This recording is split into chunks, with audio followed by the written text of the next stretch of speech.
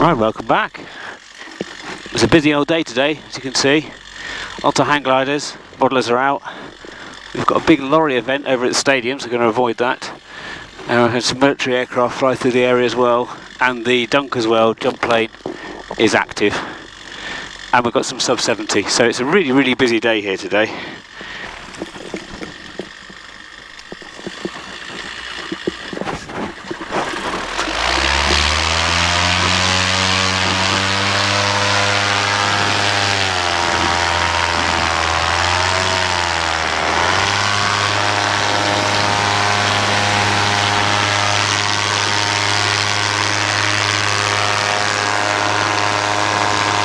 Rubber away. Get my flight deck sorted out. 11:45. So a lot of people talk about flying in the middle of the day. And there is a balance, as I always have my own mantra, of do I want to fly or do I have to fly? And today I want to fly. And I'm choosing to put myself in conditions. But I've been up already. I've tested the air. I know it's going to get thermic and there are going to be bumps around, so I give myself options. I'm flying a wing I know is safe. The only weak link in that equation is what I call the pink string interface, me. If it gets to the stage where I'm unhappy about being in those conditions, I either make a decision to land in one of my options out, as you can see, plenty of fields, or I head home and endure it so I can get back to land where I took off from. Now this is flying in the UK. Now I know a lot of guys who come over, fly in the middle of the day in Texas and places like that. I can imagine the thermals being absolutely stonking, and I would definitely not choose to fly in those conditions at certain times of the year. But it's all about risk management. Aviation is as safe as you make it. If you fly in the mornings and the evenings, the conditions will be fine as long as you assess at that time. It's what they call a dynamic risk assessment. You never stop making decisions. You look at the conditions and go, is that too much? Is it not enough? And calculate the risk. Aviation is a continual risk. And there's a light aircraft above me, which is the DZ drop zone. So I'm going to turn left as he's converging.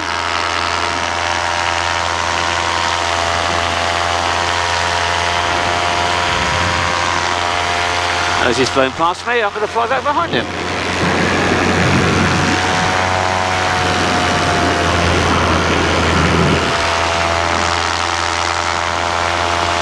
On the right, in the right, turn left. So flying in the middle of the day, I am starting to find there's thermals kicking about, but it's a blue day, it's hard to see where they are. So you kind of have to go, I'm going to risk this, and I use the word risk as in a calculated risk for me to go, I want to fly. Because all I want to do is fly to the Wellington Monument, go and have a look, and then fly back, just to get away from the airfield, away from all the busy traffic, and just have fun. So I'm now at 1600 feet. I know I won't make my airfield back, but there are plenty of land out options with roads, constantly looking, where can I go, what do I do? Because as I found out recently, you can have an engine failure at any time, and you just need that option out. Height is your friend. It also means that the thermals get less punchy. They're quite punchy low down until they're sort of stable and formed. But this is me flying, it's 10 to 12 in the middle of the day. Would I do the same thing in July or June? I have done it, I've not been comfortable with it. But there have been days where it's been, I can see it's punchy and thermic. I think I made a video of that a while ago, should I have flown? And it was definitely a day that I learned a lot, and I shouldn't have flown. But right now, so I'm gently cruising up. I'm at 1700 feet, and I've hardly had to put any brake inputs into my wing. It just is sitting there quite happy. So at this moment in time, I'm happy to take my hands off the brakes.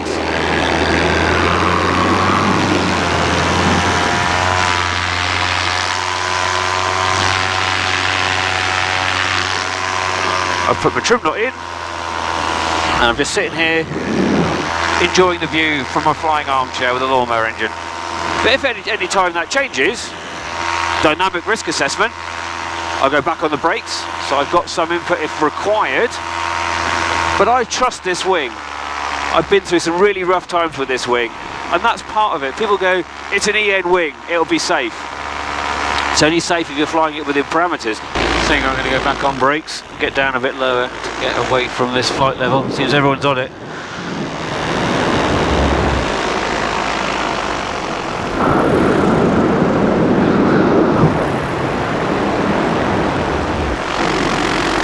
Don't seem to be going down very quickly.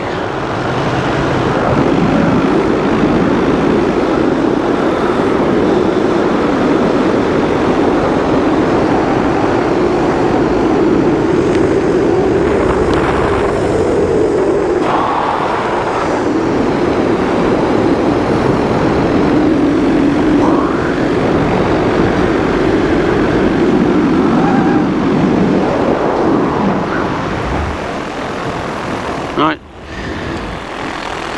still within 500 foot rules, still got land out options. I'm happy, I'm going to head home.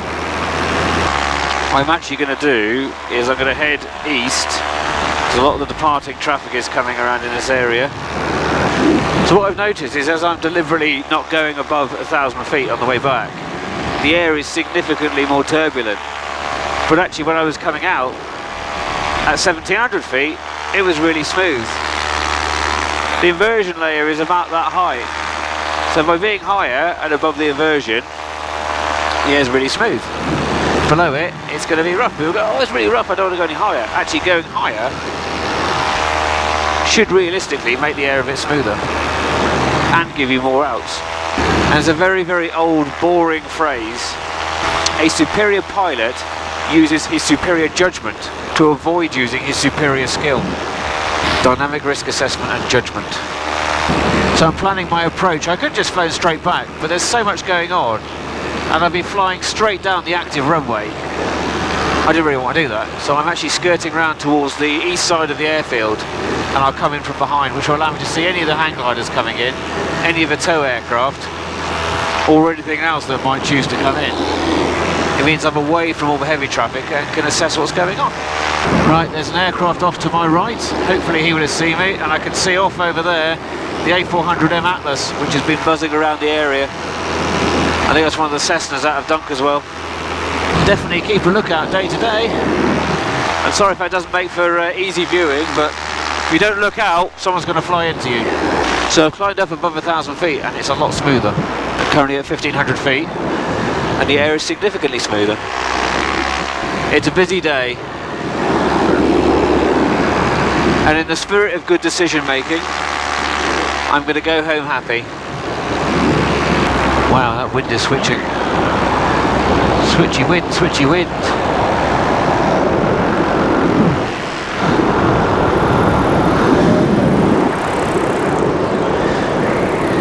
Getting out the harness early, committing. Engines off.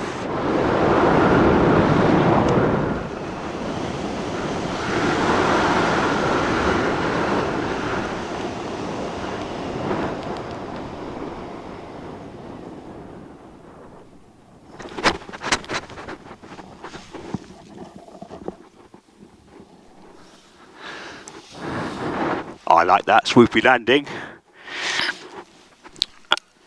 Hopefully, I'll join you back in the flight briefing room. See you in a bit, everyone. Hi everyone, I hope you enjoyed that video. It was a really busy day at the airfield, and the term dynamic risk assessment comes up so much in my work, it actually translates very well to the world of aviation, because aviation, as I said, is a risk. We calculate that risk every time our feet come off the ground, and actually we're calculating the risk before we even get our kit out of the vehicle before we fly. I actually did some research into who said the phrase that I used during the flight. It was actually Frank Borman of Apollo 8. He was a NASA astronaut and engineer. So I think it's quite prudent that if a NASA astronaut can use that phrase, then we can apply that same methodology to our own flying. So coming up in next week's video will be more Paramotor to PB episodes, and I will be starting to learn, and I say learn, how to land a flex wing. So until next time everybody, fly safe.